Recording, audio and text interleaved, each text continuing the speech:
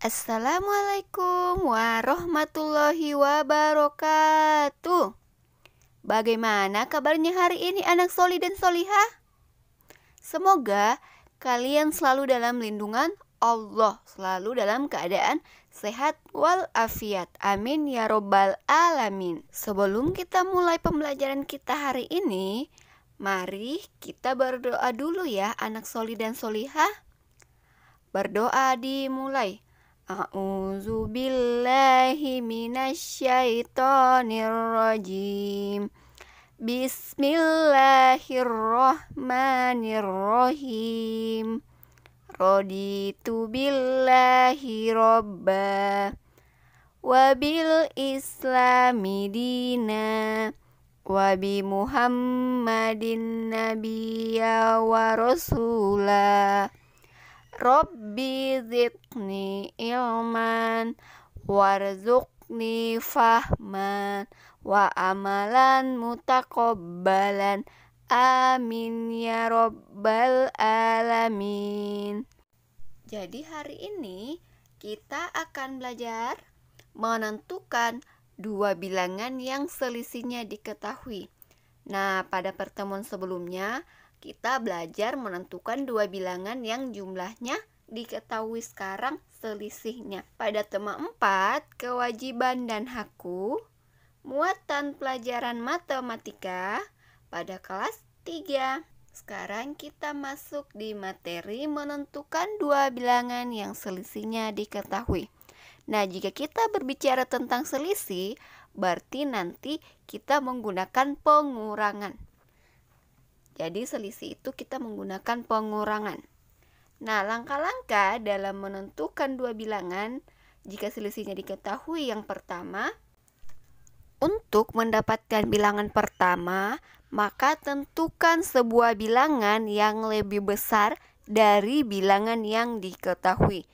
Nah, Ustazah mengingatkan kembali bahwa pada pertemuan sebelumnya, jika di penjumlahan maka bilangan pertama itu lebih kecil dari bilangan diketahui. Sedangkan sekarang kita akan mencari bilangan yang lebih besar dari yang diketahui.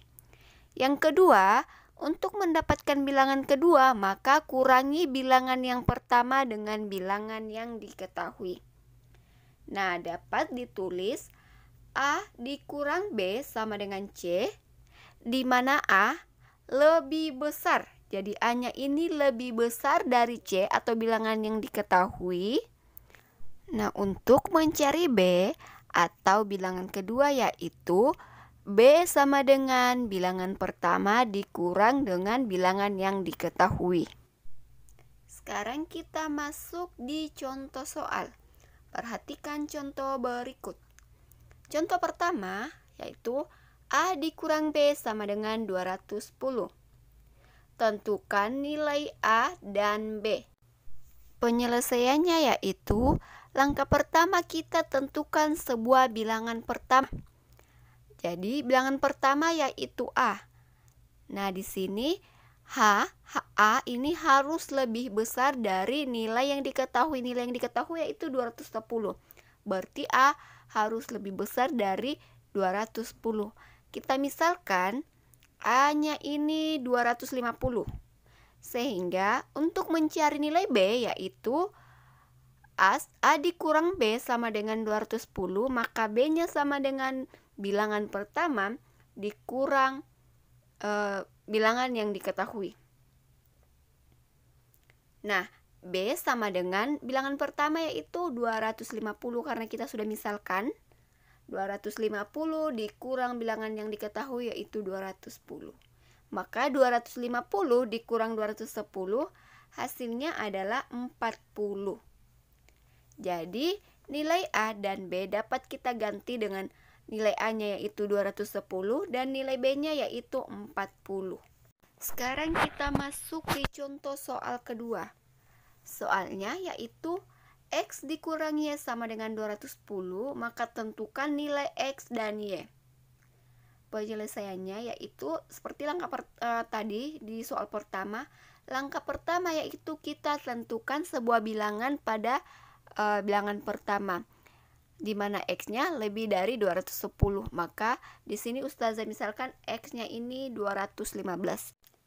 Sehingga bilangan Y ditentukan dengan cara, soalnya tadi X dikurang Y sama dengan 210, maka Y sama dengan X dikurang 210. X-nya ini bilangan pertama, maka kita ganti karena kita sudah misalkan, yaitu 215 dikurang 201.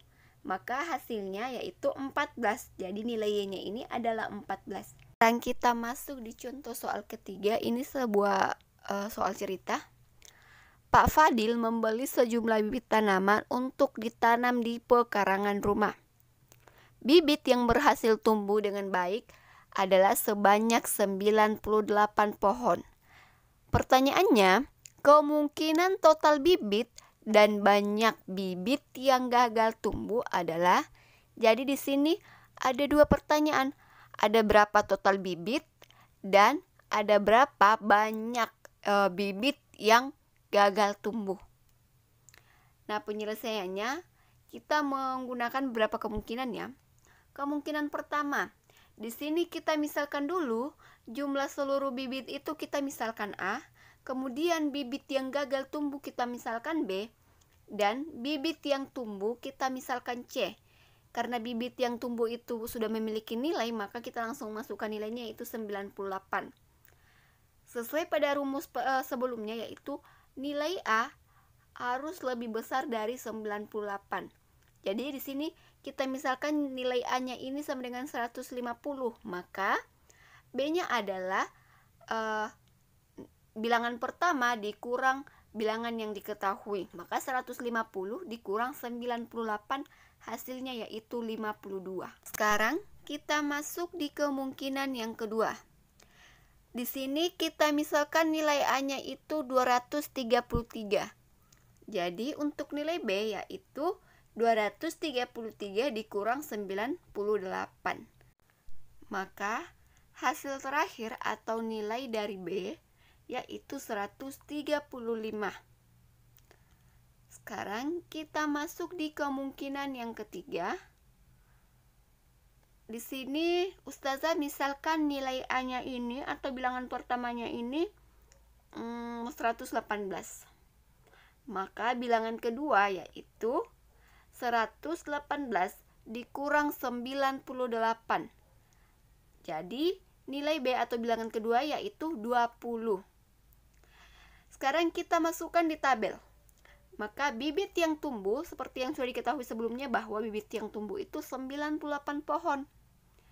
Nah, tadi kan pertanyaannya jumlah seluruh bibit dan bibit yang gagal tumbuh. Nah, jika jumlah seluruh bibitnya itu 150, maka bibit yang gagal tumbuh yaitu 52 pohon. Sedangkan jika jumlah seluruh bibitnya 233 pohon, maka bibit yang gagal tumbuh yaitu 135 pohon.